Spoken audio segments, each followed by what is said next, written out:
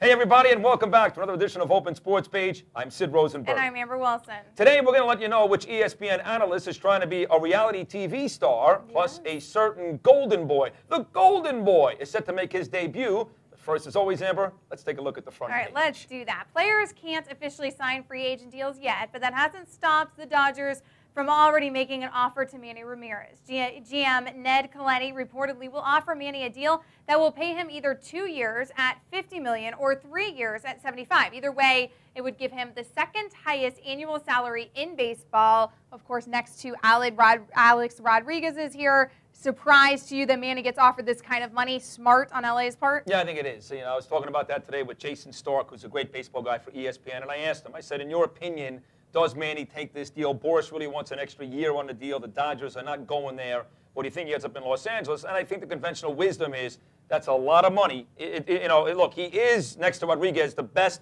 next right-handed hitter in baseball, maybe the best right-handed hitter in 25 years, so outside of Alex. So I think he takes that money, and I think he stays in Los Angeles. And better than Rodriguez in the postseason. Yeah, that's and true. You're better than Rodriguez in the postseason. Yeah, I think you're getting what you pay for here. I think this guy deserves the money. I think he proved that this past season, albeit a short season with the Dodgers, but they wouldn't have been where they were without this guy, of course, and without Joe Torre. He deserves his money. I agree with you. And there's other teams that would like to have him. I know Omar Minaya, the GM of the Mets, is a big fan of Manny Ramirez. I don't know if the Wilpon family is about to dish out that type of money. I think the Yankees would love to bring him back to Washington Heights.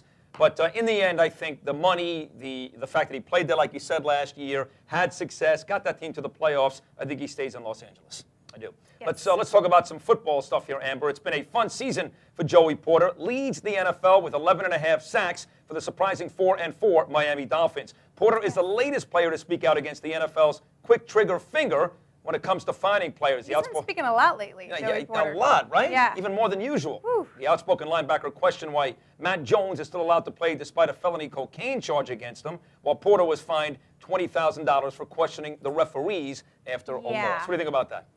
Well, I think Porter somewhat has a point in that I suppose he felt like he was fined all this money. I guess he feels like Matt Jones isn't suffering enough for what he did. That being said, the league did suspend Matt Jones. Matt Jones is just appealing the suspension, so that's why he's still on the field. I don't know. I mean, it's kind of a strange thing for Joey Porter to attack Matt Jones specifically. The Jags are irrelevant. Matt Jones is irrelevant this season. Yeah. I don't know why, he went after this guy, but I guess Joey Porter's having a good season, just is going after everybody, actually. And I think you got to be careful here because when you hear that, you're going to say, okay, here's Joey Porter, and hey, you know what? He's pissed off about Pac-Man Jones, and he's pissed off about Tank Johnson and all these guys, and oh, there's that white wide receiver playing in Jacksonville. Right, who's not getting into trouble. Exactly. And the black guys are. Sure. So we don't know that for a fact. Card. Well, we're going to have to. You're going to have to. When Joey Porter says that, you're going to go, okay. So that's the first thing against Joey. The second thing is, Joey, don't talk about other football players' names. I mean, there's supposed to be this fraternity here. There's supposed to be boys and one for all and all for one. And if Joey Porter had said, hey, there are guys doing cocaine in this league, there are guys, beating their wives in this league, that's one thing. But when you start to individualize it and name somebody else's name, white or black, I think that's pretty bush league out of Joey Porter. At the same time, I do think Matt Jones should miss time. Oh, I agree, of course. Of course, it's a lot worse getting caught with blow than hitting a guy accidentally on a football field. Or questioning the referees. Right, exactly. Absolutely. But for Joey Porter to say it, that would be like Robert Blake calling O.J. Simpson a murderer. I mean, how do you do something like that? Well, I guess. Yeah. The analogy doesn't work for you? All right, there's still more to come here on the OSP, including why a former wide receiver could be designing your house. What? Back page coming up next.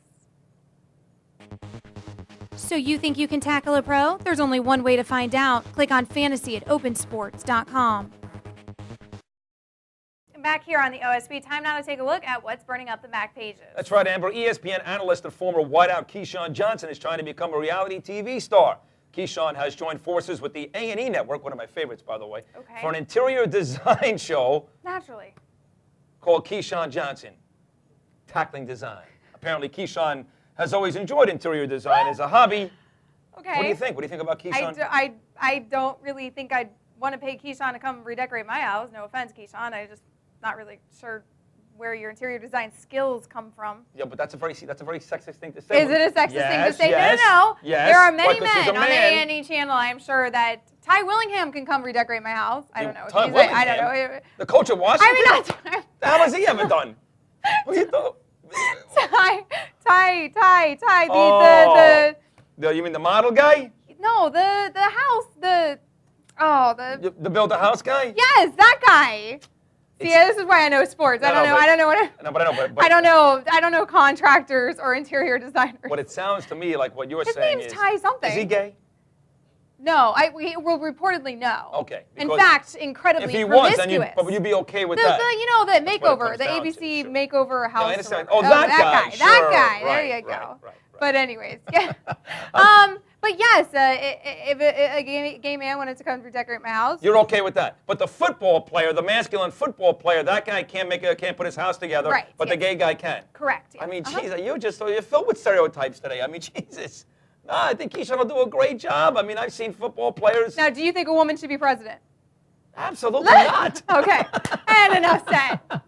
I win. All right. Okay, yeah. Cleveland's Golden Boy makes his debut Thursday night as Brady Quinn will start at quarterback for the Browns in their game against the Broncos. Quinn was selected, of course, 22nd overall by his hometown team back in 2007, but is the former Notre Dame star ready to take over for the Browns and lead them on a playoff run? Oh, I don't know, but I know this. They were 3-5 under Derek Anderson. Right. So, although Derek Anderson was incredible last season. Last year he was. They won 10 what happened games. to that man? He gets a contract and he's a total bust. That's what happens. Maybe he'll start. Show me the money and then you're done. Maybe he'll have an interior design zone. Sure. There you go. He might have an interior design show Decorate soon. my house. Although he might have to be more successful on the field first. Yeah, Keyshawn was fairly successful. He was, yes. Yeah. I would think Brady Quinn is ready to go. I am of the opinion that Brady Quinn is going to be a big-time quarterback. I know the jury is still out, and Dolphin fans here in South Florida, where we tape the show every single day, they want to see him fail more than anybody, obviously. Right. But he never beat anybody in college. Listen, I saw Notre Dame play USC lose the football game, but Brady Quinn was every bit as good that day, if not better than Leinart. I know Leinert's been a bad pro quarterback, but he won the Heisman that year. Well, and I've always said that I hate Matt Leinart. I've never thought he was going to do well in the league. Yes, I haven't felt that same way about Brady Quinn. I actually feel like he has some promise and that he might produce in the league, even though he was not nearly as good of a college quarterback as Matt Leinart. No, he wasn't. He didn't have the same system around him. Talent either. Exactly. You didn't have Reggie Bush and Dwayne Jarrett and Steve You don't have Reggie Smith Bush in your backfield. Exactly. Right, exactly. But I think Brady's difference. going to be a real good quarterback. And in the end, just like Derek Anderson saved Romeo Crennel's job last year, now maybe Brady Quinn will save Crennel's job this year. Every year somebody's out there to save Romeo's job. So. Either way, I think it'll be a good move for Cleveland to have somebody else running that offense. Yeah, I think they're going to beat the Broncos tonight as well. Broncos can't stop anybody. So yeah, the Broncos are really just disappointing. Terrible defense right now. Terrible. I don't know. Yeah. It's a surprise to me. I really thought they were going to be really solid this season. So did I. Started off real well, but if Brady Quinn had to start against anybody in his first game, this is a defense. So you think that he'll win out the first time? Yes, I do. I think he'll win. I think he'll have a good game tonight. Yeah. I don't know. Well, you've been right more than I have. I've been wrong all the time. So. Wow. Bet the house on the Browns. All right, that's going to do it for us here on Open Sports Page. Make sure you tune in every day for the latest in sports news and opinions. All right, for Amber Wilson, I'm Sid Rosenberg. Don't forget, folks, check out the Sid Rosenberg radio show every single morning from 6 to 10 a.m. online in one of two places, either at sidrosenberg.com or 790theticket.com. And, of course, keep it right here at opensports.com, where the future of sports on the web is open. See you tomorrow. For more great videos, check back every day on opensports.com.